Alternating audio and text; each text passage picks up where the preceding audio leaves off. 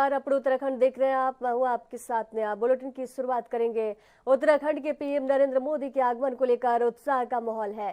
मुख्यमंत्री पुष्कर सिंह धामी ने कहा कि पीएम का राज्य से विशेष लगाव है और वे हर उत्तराखंड वासियों को अपने परिवार का सदस्य मानते हैं। मुख्यमंत्री ने ये भी बताया कि पीएम के आगमन को लेकर प्रदेशवासियों में गहरा उत्साह और जोश है। जगह जगह उनके स्वागत की तैयारियां की जा रही है। मुख्यमंत्री धामी ने कहा कि पीएम के नेतृत्व में उत्तराखंड तेजी से विकास की दिशा में अग्रसर हो रहा है और उनका आगमन राज्य के लिए एक प्रेरणा और ऊर्जा का स्रोत बनेगा। उन्होंने ये भी कहा कि पीएम मोदी ने राज्य के विकास में अहम भूमिका निभाई है और उनके मार्गदर्शन में राज्य को नई ऊंचाइयों तक पहुंचाने का अवसर मिलेगा। राज्यवासियों का विश्वास और समर्थन इस यात्रा के दौरान और भी होगा।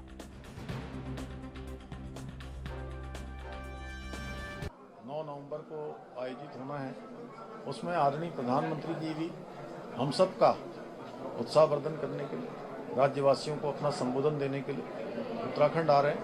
हम सभी उत्तराखंड वासी हमेशा से उनकी प्रतीक्षा रहती है कि वो उत्तराखंड आए, क्योंकि उत्तराखंड के लोगों का प्रधानमंत्री जी से विशेष प्रेम है। जिस प्रकार से उनका उत्तराखंड से प्रेम है, उसी प्रकार हर एक उत्तराखंड वासी को भी उनके आने की प्रतीक्षा रहती है और वो शुभ घड़ी 9 तारीख को होगी। हम सब उनका स्वागत करते हैं, वो आएंगे। ठीक है सर, थैंक यू। उत्तराखंड राज्य रजत जयंती समारोह मना रहा है। इसके तहत जगह जगह कई कार्यक्रम आयोजित किए जा रहे हैं। राज्य गठन आंदोलन के शहीदों को मुख्यमंत्री पुष्कर सिंह धामी ने श्रद्धांजलि दी है। देहरादून के कचहरी स्थित शहीद स्मारक पर पहुंचकर मुख्यमंत्री पुष्कर सिंह धामी ने शहीदों के चित्र पर पुष्प अर्पित कर उन्हें नमन किया और उनके सपनों के अनुसार उत्तराखंड को आगे बढ़ने का संकल्प लिया है। आपको बता दें कि 9 नवंबर को उत्तराखंड राज्य गठन को 25 साल पूरे होने जा रहे हैं। राज्य सरकार इन राज्य स्थापना दिवस को रजत जयंती वर्ष के रूप में मना रही है।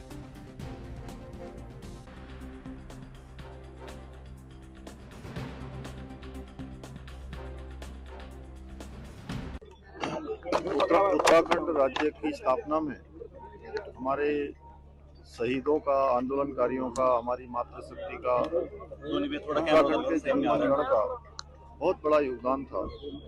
उत्तराखंड राज्य स्थापना में जो संघर्ष हमारे आंदोलनकारियों ने किया, जो शहादत दी, उसको हम सब राज्य के 25 साल पूरे होने पर उन सभी आंदोलनकारियों को, उन हमारे शहीदों को हम नमन करते हैं और 25 साल की इस यात्रा में ये संकल्प लेते हैं कि हम उनकी भावनाओं के अनुरूप, उनके सपनों के अनुसार उत्तराखंड राज्य का निर्माण करेंगे। उत्तराखंड को आगे बढ़ाने में हर संभव अपना योगदान देंगे। मैं इस अवसर पर श्रद्धेय अटल बिहारी वाजपेयी जी को भी नमन करना चाहता हूं, जिनके प्रधानमंत्रित्व कार्यकाल में उत्तराखंड राज्य की स्थापना हुई। उन्होंने जहां राज्य की स्थापना की, उसके साथ साथ राज्य के लिए विशेष पैकेज भी दिया, जिससे उत्तराखंड को आगे बढ़ने का अवसर मिला। औद्योगिक संस्थान यहाँ पर स्थापित हुए। मैं आदरणीय प्रधानमंत्री जी का, जिनका उत्तराखंड से विशेष लगाव रहा और प्रधानमंत्री बनने के बाद उन्होंने उत्तराखंड को हर दृष्टि से आगे बढ़ाने के लिए अनेक योजनाएं हमारे राज्य को दी और आज राज्य के अंदर 2 लाख करोड़ से भी ज्यादा की योजनाएं आज गतिमान हैं। ऐसा कोई अवसर नहीं होता है। पंजाब के मुख्यमंत्री भगवंत मान क्या कुछ कह रहे हैं, सुनाते हैं आपको। उदों ही मैं सोचता हुंदा सी अगले दिन कालेज ਜਾਂ ਸਕੂਲ ਜਾਣਾ ਹੁੰਦਾ ਸੀ ਜੀ। ਹੁਣ 11 ਵਜੇ ਤੱਕ ਉੱਥੇ ਫਿਰਦੇ ਆ ਜੀ ਖੇਤ।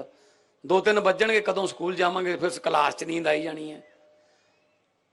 ਮੈਂ ਸੋਚਦਾ ਹੁੰਦਾ ਸੀ ਯਾਰ, ਸਾਰੀ ਦੁਨੀਆ ਦੇ ਦਫ਼ਤਰ ਸਵੇਰੇ 9 ਤੋਂ ਸ਼ਾਮ ਦੇ 5 ਵਜੇ ਤੱਕ ਲੱਗਦੇ ਆ, ਕਿਸਾਨਾਂ ਦਾ ਦਫ਼ਤਰ ਕਿਉਂ ਰਾਤ ਨੂੰ 2:30 ਵਜੇ ਲੱਗਦਾ ਹੈ। ਮੈਂ ਕਿਹਾ ਕੋਈ ਗੱਲ ਨਹੀਂ, ਪ੍ਰਮਾਤਮਾ ਨੇ ਕਦੇ ਮੌਕਾ ਦਿੱਤਾ, ਇਹ ਦਫ਼ਤਰ ਦੇ ਟਾਈਮ ਠੀਕ ਕਰ ਦਾਂਗੇ। ਸਭ ਤੋਂ ਪਹਿਲਾਂ ਆਉਣਸਾਰ 32 ਦਿਨੇ ਕੀਤੀ ਜੀ ਖੇਤਾਂ ਵਾਲੀ। ਇਹ ਬੰਦਾ ਉਹੀ ਕਰ ਸਕਦਾ ਜਿਹਨੇ ਆਪ ਪਿੰਡੇ ਤੇ ਦਰਦ ਹੰਡਾਇਆ ਹੋਵੇ ਰਾਤ ਨੂੰ ਖੇਤ ਜਾਣ ਦਾ। ਫਿਰ ਬਿਜਲੀ ਦੇ ਬਿੱਲ, ਜਦੋਂ ਮੈਂ MP ਸੀ 2014 ਚ, ਫਿਰ 19 ਚ 2 ਵਾਰੀ MP ਮੈਨੂੰ ਸੰਗਰੂਰ ਵਾਲਿਆਂ ਨੇ ਚੁਣਿਆ। ਮੇਰੇ ਕੋਲੇ 14 ਵੇਲੇ ਕਾਲੀਆਂ ਦੀ ਸਰਕਾਰ ਸੀ, 17 ਚ ਇਹਨਾਂ ਦੀ ਆ ਗਈ ਕਾਂਗਰਸੀਆਂ ਦੀ। ਇਹੋ ਜਿਹੇ ਬਿੱਲ 55,890 ਰੁਪਏ ਬਿੱਲ ਆ ਗਿਆ ਜੀ। ਅੱਛਾ ਜੀ, ਕਿੰਨਾ ਲੋਡ ਹੈ? ਕਹਿੰਦੇ ਲੋਡ ਕਹਦਾ ਜੀ 2 ਬੱਲਬ ਨੇ ਇੱਕ ਪੱਖਾ ਹੈ। 55,890 ਰੁਪਏ। ਕਿਸੇ ਦਾ 60,000 ਪੁਰਾਣਾ ਖਰਚਾ ਪਾਤਾ ਜੀ, ਪਤਾ ਨਹੀਂ ਕਾਹਦਾ ਵਿਆਜ ਲਾਤਾ ਜੀ, जुर्माना पाता जी। ਵੀਰੋ ਆਉਣ ਸਾਰ मुख्यमंत्री पुष्कर सिंह धामी ने राज्य स्थापना की रजत जयंती के अवसर पर हिमालयन संस्कृति केंद्र गढ़ी कैंट देहरादून में आयोजित हिमालय निनाद उत्सव 2025 में प्रतिभाग करते हुए कलाकारों का उत्साहवर्धन किया और संस्कृति के उत्थान और कलाकारों के हित में 4 घोषणाएं की। उन्होंने वृद्ध और आर्थिक रूप से कमजोर कलाकारों और लेखकों को अपना पूरा जीवन कला और संस्कृति साहित्य की आराधना में लगा दिया, परंतु वृद्धावस्था और खराब स्वास्थ्य के कारण वे अपने जीविकापार्जन में असमर्थ हो गए, जिनके लिए मासिक पेंशन 3,000 में वृद्धि करते हुए 6,000 रुपए मासिक करने की घोषणा की गई है। मुख्यमंत्री ने संस्कृति विभाग के अंतर्गत सूचीबद्ध सांस्कृतिक दलों के कलाकारों का मानदेय और अन्य व्यवस्थाएं भारत सरकार के उपक्रम नॉर्थ जोन कल्चरल सेंटर की तर्ज पर दिए जाने की घोषणा की है। हम लोक संस्कृति से लोक रोजगार के मंत्र को लेकर काम करने का प्रयास कर रहे हैं। हम प्रत्येक 6 माह में अपने प्रदेश के लोक कलाकारों की जो सूची तैयार कर रहे हैं, उससे हमें जहां एक और लोक कलाकारों को सत्यापित करने में सहायता मिल रही है, वहीं हम उनकी सहायता भी कर पा रहे हैं। इस सूची की सहायता से हमारी सरकार द्वारा कोरोना काल के दौरान लगभग 3,200 सूचीबद्ध लोक कलाकारों को प्रतिमाह 2,000 रुपये की आर्थिक सहायता प्रदान की गई।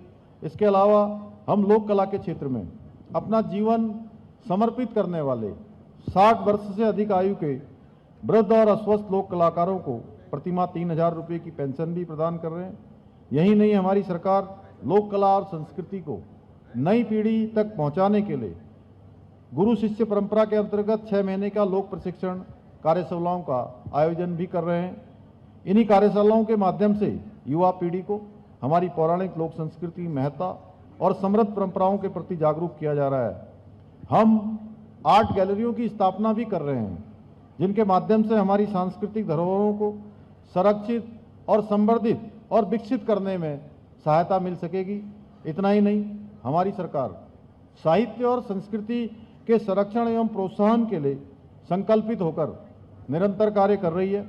हम एक और उत्तराखंड राज्य गठन के 25 वर्षों के मौके पर पंतनगर में उत्तराखंड रजत उत्सव कृषक सम्मेलन का आयोजन किया, जिसमें मुख्यमंत्री पुष्कर सिंह धामी मुख्य अतिथि के रूप में शामिल हुए। कार्यक्रम रुद्रपुर स्थित पंडित गोविंद बल्लभ पंत कृषि प्रौद्योगिकी विश्वविद्यालय में आयोजित किया गया। मुख्यमंत्री धामी के कार्यक्रम स्थल पर पहुंचने पर उपस्थित लोगों ने उन्हें पुष्प वर्षा और फल सब्जियों की भेंट से स्वागत किया। कार्यक्रम का शुभारंभ उन्होंने दीप प्रज्वलित करके किया और मंच से जनसमूह का अभिवादन स्वीकार किया। कृषि मंत्री गणेश जोशी ने शॉल उड़ाकर मुख्यमंत्री का स्वागत किया। इस अवसर पर मुख्यमंत्री ने प्रगतिशील किसानों, लखपति दीदियों और छात्रों को सम्मानित किया। उन्होंने अपने संबोधन में किसानों की मेहनत और योगदान की सराहना की। यह कार्यक्रम राज्य के कृषि क्षेत्र और युवा पीढ़ी के लिए प्रेरणादायक साबित हुआ है।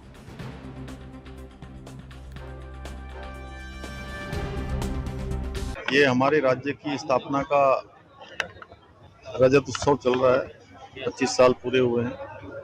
इस राज्य को आगे बढ़ाने में हमारे किसान भाइयों का, अन्नदाताओं का भी बहुत बड़ा योगदान है। हमारे प्रधानमंत्री जी की प्रेरणा से किसान भाई अनेक क्षेत्रों में आज नवाचार कर रहे हैं, अनेक प्रकार के नए कृषि के कार्य कर रहे हैं, अनुसंधान कृषि में हो रहे हैं। किसानों की आय दुगनी हो, किसान हर क्षेत्र में आगे बढ़े, तो उनके प्रति कृतज्ञता प्रकट करने का भी अवसर है। और राज्य की तरफ से हम सब जहां 25 सालों के सफर में उनको मिलकर उनके प्रति कृतज्ञता का भाव प्रकट कर रहे हैं, वहीं अगले 25 साल राज्य के स्वर्णिम 25 साल हो, स्वर्णिम उत्तराखंड हो, उसका संकल्प लेकर हम आगे बढ़ेंगे। हमारे किसान भाई भी हर क्षेत्र में आगे बढ़ेंगे।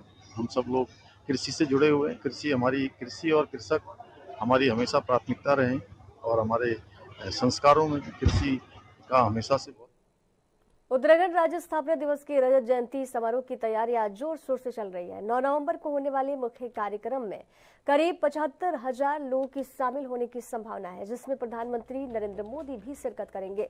मुख्यमंत्री पुष्कर सिंह धामी ने FRI स्थित कार्यक्रम स्थल का निरीक्षण किया और तैयारियों का जायजा लिया। उन्होंने अधिकारियों को सभी व्यवस्थाएं समय पर पूर्ण करने के निर्देश दिए। मुख्यमंत्री धामी ने कहा कि ये पूरे राज्य के लिए गर्व का क्षण है कि उत्तराखंड अपने गठन के 25 वर्ष पूरे करने जा रहे हैं। उन्होंने कहा कि राज्य की नींव पूर्व प्रधानमंत्री अटल बिहारी वाजपेयी ने रखी थी और वर्तमान प्रधानमंत्री नरेंद्र मोदी इसे नई ऊंचाइयों तक ले जा रहे हैं। प्रधानमंत्री की उपस्थिति राज्य के विकास के संकल्प को और सशक्त करे।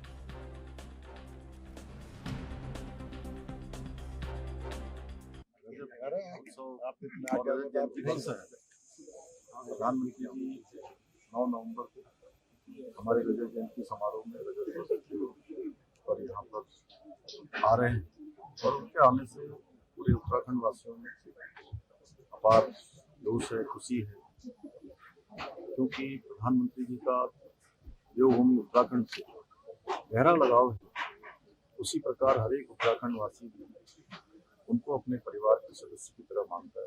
यहाँ की माताएं बहनें अपने भाई अपने बेटे की तरह उनसे रिश्ता मानती हैं और उत्तराखंड के लिए अभूतपूर्व रूप से उनके कालखंड में जो विकास आगे बढ़ा है, 2 लाख करोड़ से अधिक की योजनाएं यहाँ पर गतिमान है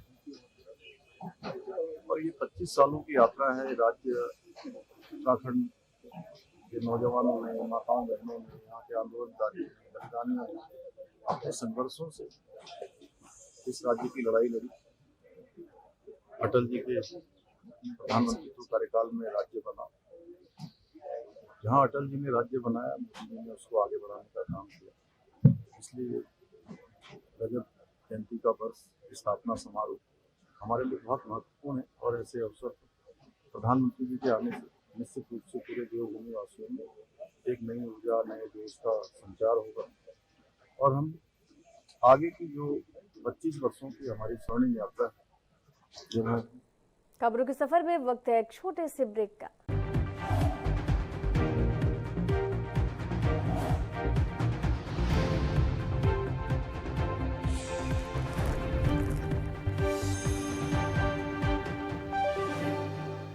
ब्रेक के बाद एक बार फिर से स्वागत है आपका। कांग्रेस प्रदेश अध्यक्ष करण माहरा ने प्रेस कॉन्फ्रेंस में बीजेपी सरकार पर गंभीर आरोप लगाए हैं। उन्होंने नारायण दत्त तिवारी और हरीश रावत की सरकारों में जो विकास कार्य हुए, उनकी तुलना वर्तमान बीजेपी सरकार के कार्यकाल से की। उन्होंने बीजेपी पर भर्ती घोटालों, खनन माफिया और भू माफिया की गतिविधियों का आरोप लगाया। माहरा ने कहा कि विभिन्न वर्गों के किसानों का दमन किया जा रहा है, जैसा कि गन्ना, सेब, खुबानी के किसानों के विरोध प्रदर्शन से स्पष्ट है। उन्होंने ये भी बताया कि उनके कार्यकाल में गन्ने का समर्थन मूल्य दिया गया था और सभी फैक्ट्रियों का बकाया चुकता किया गया था, जबकि वर्तमान सरकार के कार्यकाल में बकाये की लड़ाई जारी है।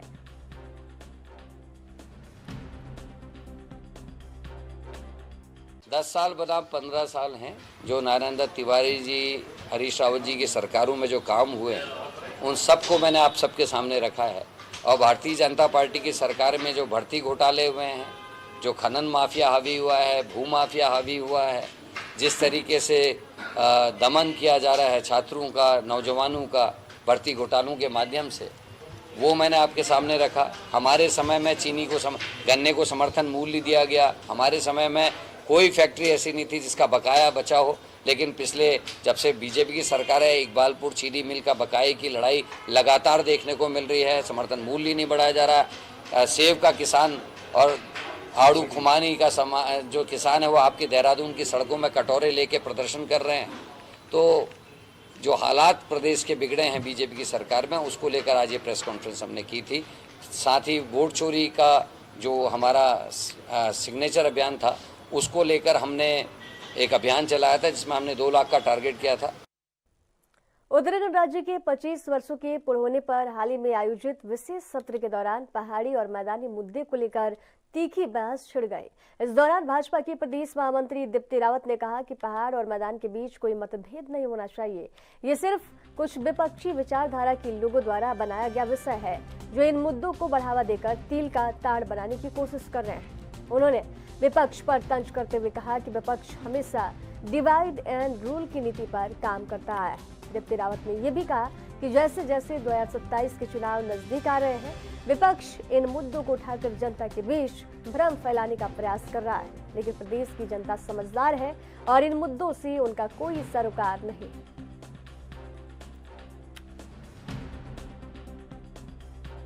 मैं ये कह रही हूँ कि पहाड़ वर्सेस आप अगर कहेंगे कि मैदान, ये कोई लड़ाई नहीं है, ये कोई मतभेद नहीं है, ये कोई मनभेद नहीं है, ये केवल ऑपोजिशन कांग्रेस और कुछ और विधायकों द्वारा लाई गई चीजें हैं, जिसको ये तिल का ताड़ बनाने की कोशिश कर रहे हैं, पॉलिटिकल मुद्दा बनाने की कोशिश कर रहे हैं।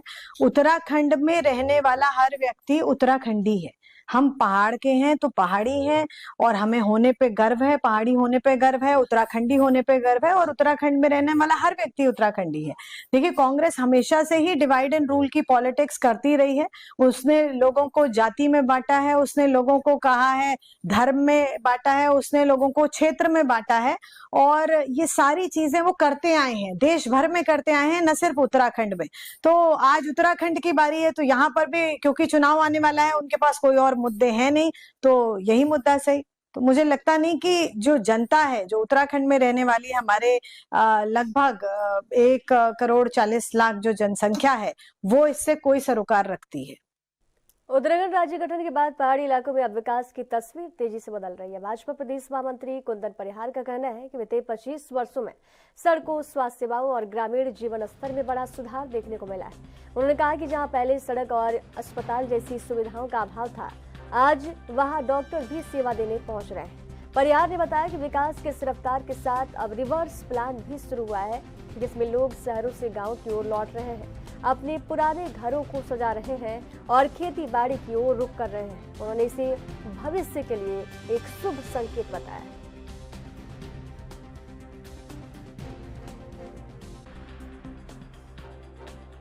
देखिए, जब राज्य बना था तो निश्चित रूप से अनेक कठिनाइयां पर्वतीय क्षेत्र में थी और तब से लेकर के अब तक हम 25 वर्षों में देखते हैं कि जो पर्वतीय क्षेत्रों में जहाँ पर सड़कें नहीं थी वहाँ पर सड़कें पहुँच चुकी है, जहाँ पर हॉस्पिटल नहीं थे वहाँ पर हॉस्पिटल हैं, जहाँ पर डॉक्टर नहीं जाते थे आज वहाँ पर डॉक्टर जाने की स्थिति में है।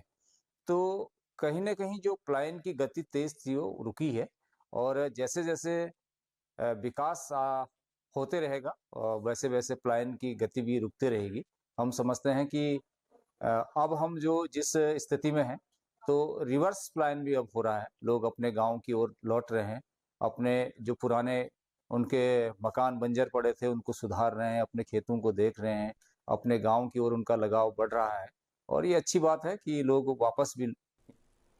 उत्तराखंड राज्य स्थापना दिवस के मौके पर प्रदेश में विभिन्न कार्यक्रम आयोजित किए जा रहे हैं। 9 नवंबर को उत्तराखंड राज्य की 25 वर्षों का इतिहास और विकास बनाने के लिए पीएम नरेंद्र मोदी भी राज्य के दौरे पर आ रहे हैं। राज्य स्थापना दिवस इस बार खास तौर पर मनाया जाएगा क्योंकि उत्तराखंड के गठन के 25 साल पूरे हो रहे हैं। मुख्यमंत्री पुष्कर सिंह धामी ने राज्य में पीएम के दौरे को लेकर तैयारियों का जायजा लिया और इस महत्वपूर्ण मौके पर होने वाले कार्यक्रमों को लेकर प्रशासन को निर्देश दिए। प्रधानमंत्री मोदी के इस दौरे से राज्यवासियों में एक नई ऊर्जा का संचार होगा और उनके नेतृत्व में उत्तराखंड के विकास की दिशा को नई ऊंचाइयों तक पहुंचाने का संदेश जाएगा।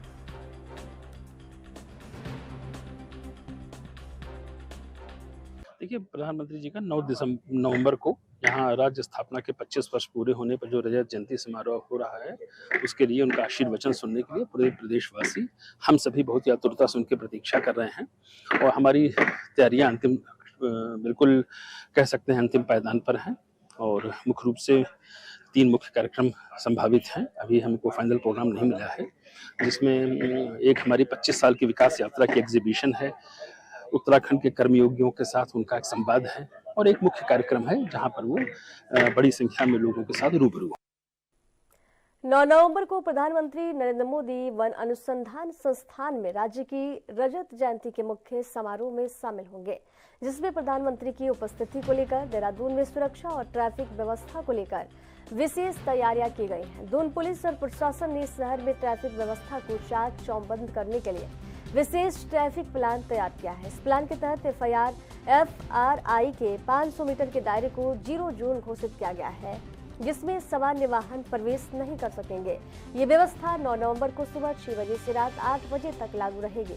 इस दौरान सभी प्रकार के भारी वाहन शहर के आंतरिक और बाहरी मार्गों पर प्रवेश नहीं कर सकेंगे। चक्राता रूट से यात्रा करने वाले व्यक्तियों के लिए रूट डाइवर्जन की व्यवस्था की गई है, ताकि वे FRI के रूट को छोड़कर वैकल्पिक मार्ग से गुजर सकें।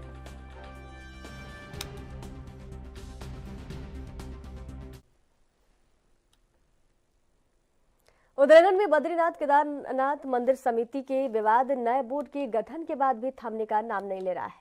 ताजा मामला बद्रीनाथ के रावल अमरनाथ नामबंदरी द्वारा महाभिषेक और अन्य पूजा रचनाओं में व्याप्त व्यवस्थाओं पर गंभीर आपत्ति जताने के बाद सामने आया है। रावल की आपत्ति के बाद समिति में हड़कंप मच गया और सभी अधिकारी और सदस्य इस मामले में चर्चा में जुट गए। केदारनाथ से विधायक आशा नौटियाल ने कहा कि लाखों श्रद्धालु देश और विदेश से मंदिरों में दर्शन करने आते हैं और व्यवस्थाएं आमतौर पर सही रहती हैं, लेकिन कभी कभी थोड़ी बहुत घटनाएं हो जाती हैं। उन्होंने ये भी कहा कि सरकार इस मामले को लेकर जल्द ही ठोस निर्णय लेगी, ताकि भविष्य में पूजा अर्चना और श्रद्धालुओं की सुविधा में कोई बाधा न आए।